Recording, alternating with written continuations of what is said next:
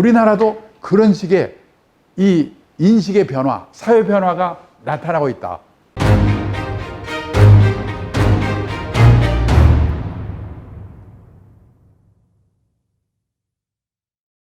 그 다음에 집입니다. 우리가요, 이제 환갑쯤 되면 애들이 결혼해서 나갑니다. 나간 애들이 다시 와서 같이 살 가능성이 있다, 없다? 없습니다. 몇 년 전에 서울시에서요, 65세 이상 된 부부들에게 물어봤어요. 두 분 중에 한 분이 돌아가시고 혼자 남으시면 다시 자녀들하고 같이 살겠습니까? 같이 살겠다는 대답은 20%밖에 안 돼요. 50%는 자식들하고 멀지 않은 데서 혼자 살겠다. 30%는 실버타운 같은 노인 전용실로 가겠다. 80%가 자식들이 안 살아주는 게 아니고 본인들이 불편해서 혼자 살겠다는 거예요. 그러면 애들하고 살다가 애들 다 나가 둘만 남어. 그 중에 한 사람이 아파. 그걸 부부 간병기라고 해요. 한 사람 떠나 혼자 남어. 그 사람도 아파 떠나. 한 30년 사이에 이런 일이 생기거든요. 그 과정별로 나는 어디서 누구와 어떻게 살 건가. 그걸 한번 잘 생각해 보셔야 돼요. 우리나라는요, 100살 이상 된 분들을 뭐라고 부르죠? 백세인. 우리나라의 백세인이 몇 분 좀 계실까요? 재작년에 어느 통계를 보니까 우리나라의 백세인이 4,793분이 계시대요. 그 백세인들은 어디 살고 계실까요? 옛날에 백세인은 시골에 경치 좋고 공기 좋은 진안, 장수 이런 데 사셨거든요. 지금 백세인의 절반은 요양병원에 계시거든요. 그거 안 갈 것 같죠? 저는 이미 각오하고 미리미리 봐두고 있습니다. 근데 우리나라 사모님들은 반대예요. 오히려 딸이 시집갈 때쯤 되면 큰 집을 사가려고 그래요. 그러면 사돈네 폼도 나고. 옛날에는 재테크가 됐죠. 뭐 남말할 거 없어요. 우리 마누라도 마찬가지니까. 제가 2002년에 딸을 씨 보냈는데 2001년이 되니까 마누라가 큰 집으로 이사가 돼요. 왜 큰 집이냐? 그래야지 아들이 사위가 와서 자고 간대요. 안 자고 갑니다. 지금까지는 희소가치 때문에 대형 아파트가 많이 올랐는데 요즘 골치 아프죠? 왜냐? 우리나라 인구가 5,100만, 가구 수가 1,998만 가구. 그 중에서요, 혼자만 사는 가구, 둘만 사는 가구로 합친 비율이 80년도만 해도 15%밖에 안 됐거든요. 그게 2018년에는 가족 수가 많았으니까. 이게 2018년에는 57%. 2045년이 되면 71%가 혼자 아니면 둘이 사는 세상이 온다는 거예요. 일본은요, 벌써 몇 년 전에 60% 넘었어요. 우리나라도 일본도 대부분의 집이 혼자 아니면 둘이 사는 세상이 오고 있는데 아직도 서울에서는 재개발했다면 몇 평 늘어나지? 조심해야 돼요. 그 다음에 요즘은요, 지방에도 고층 아파트가 많이 생기는데 젊을 때는 상관없어요. 나이 들어서는요, 고층 아파트 조심하셔야 돼요.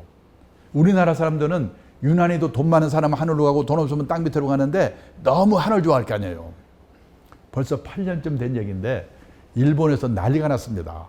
오하라 레이코라고 유명한 국민 탤런트가 죽었는데 사흘 만에 발견됐어요. 고독사. 일본이 벌컥 뒤집혔어요. 어느 도에 뉴타운 단지 하나를 조사해 봤더니 과거 3년 동안에 고독사한 사람이 25명. 그 사람들이 죽어서 발견될 때까지 시간이 얼마나 걸렸냐? 평균 21.3일이 걸렸다는 거예요. 얼마나 비극입니까? 왜 이런 일이 생기냐? 사람이 들락날락 하는데 살지 않기 때문에 그래요. 자식들하고 안 살죠? 그러면 이웃집만한 복지시설이 없거든요. 근데 30층, 40층에서 혼자 아니면 둘이 살고 있어 보세요. 누가 찾아옵니까? 제가 얼마 전에 일본의 전문가 하나 데리고 강남의 고층 아파트 지나가면서 그랬거든요. 저게 한국에서 최고 비싼 아파트라고. 이 친구 이렇게 보더니 야, 10몇 년 지나면 한국도 초고령사회 될 텐데 그때 가면 저 아파트 어떻게 될까? 그러고 가더라니까요. 그러고요, 얼마 전에는 제가 일본 자료 중에 빅데이터를 통해서 본 일본 부동산 시장의 전망, 이런 자료 읽었는데 거기에 이런 말이 나와요. 일본의 노후화된 아파트들이 재건축을 못해가지고 수렴화돼 가고 있다는 거예요. 아파트를 뭐라고 부르냐면 구분 소유 주택이라고 부르는데, 구분 소유 주택을 재건축하려면 주민의 80%가 찬성해야 된대요. 근데 노인네들이 귀찮아. 또 재건축하려면 두 가지가 충족돼야 돼요. 첫째, 위치가 좋아야 돼. 둘째, 저층해야 돼.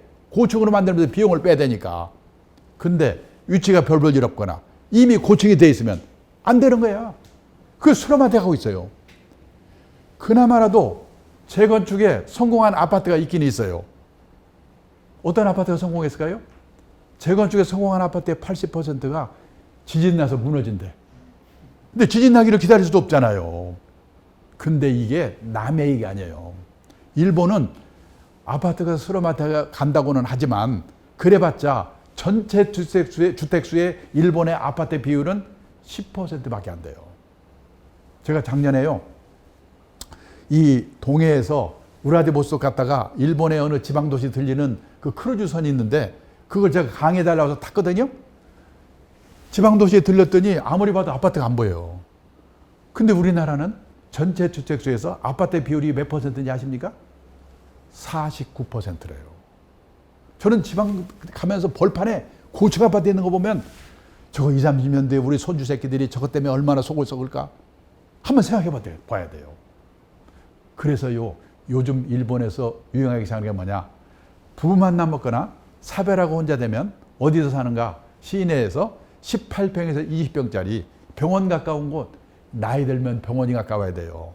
문화시설 가까운 곳, 재미가 있어야 되니까. 그다음에 쇼핑 가까운 곳, 이런 데서 사는 게 유행하기 시작한 거예요.